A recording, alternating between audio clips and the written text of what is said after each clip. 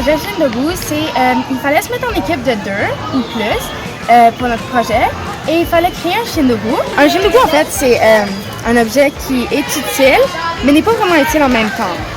Et ensuite, il fallait le présenter au reste de la classe. Il y avait plusieurs sortes il y avait plusieurs projets, donc plusieurs chiens debout. Je trouve que ça a été un projet vraiment amusant à faire. Et ça, puis on a utilisé notre créativité pour le faire.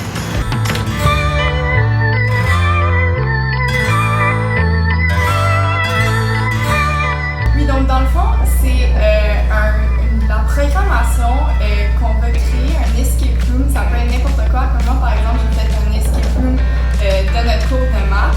Puis il fallait intégrer des problèmes de toutes les notions qu'on a vues de l'année.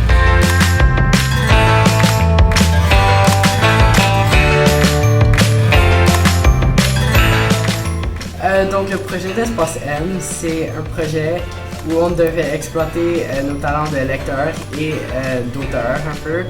Donc on avait le choix pour le côté plus écriture d'écrire notre propre histoire comme un roman dans une certaine catégorie, mais aussi on avait le choix d'écrire des poèmes ou écrire comme des critiques ou des articles sur des trucs qu'on a lus en ligne. Aussi, pour le côté lecture, on a pu, dépendant de la catégorie qu'on avait choisie, on pouvait lire soit un roman de notre choix, des articles de notre choix aussi, ou des livres et des recueils de poésie.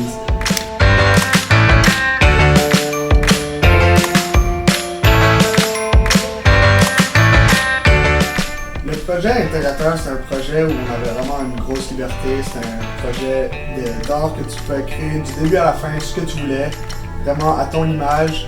Il n'y avait aucune contrainte, donc c'était vraiment, comme j'ai dit, il y avait beaucoup de liberté. C'était vraiment, il fallait que tu y penses avec ton imagination, qu'est-ce que tu voulais faire, et ouais.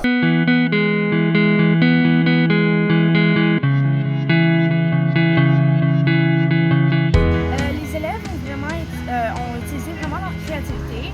Ils ont inventé des objets qui n'existent pas.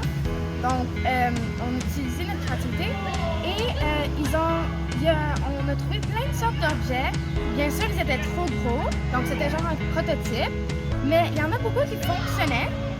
Et quand ils l'ont présenté à la classe, on avait plein d'autres idées, comme pour en créer d'autres. Si le projet avait continué, on aurait pu avoir plein d'autres idées, puis ça nous aurait mené sur une autre voie et peut-être créer quelque chose qui fonctionnerait, qui serait pas un prototype, mais qui serait dans la vie. Donc les élèves ont vraiment aimé le projet. Ça a été un très beau projet pour nous. Ça sort de l'ordinaire, comme on n'a jamais fait ça. Moi, j'ai jamais fait ça dans mon cours de maths.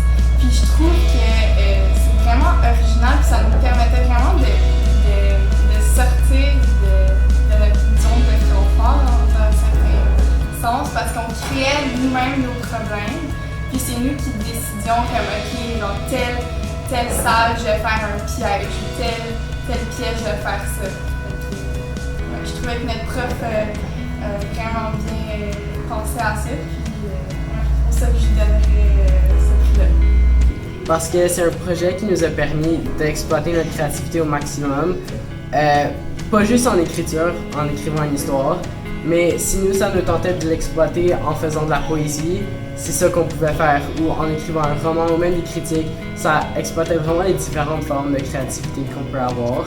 Et encore plus pour la lecture, ça nous aide à développer notre créativité parce qu'on lit des articles, des romans ou de la poésie, puis ça peut un peu enrichir notre savoir sur un peu la littérature ou n'importe quoi en français.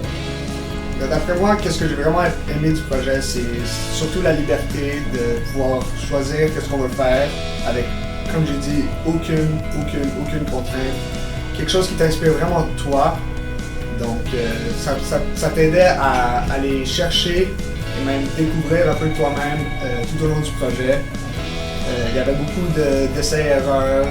Des fois, tu commençais, tu aimais moins ton idée, tu recommençais, puis c'est là que tu allais dans la bonne direction. C'était vraiment un projet qui t'aidait à booster, comme pour le prix qui a attribué, à booster ta créativité.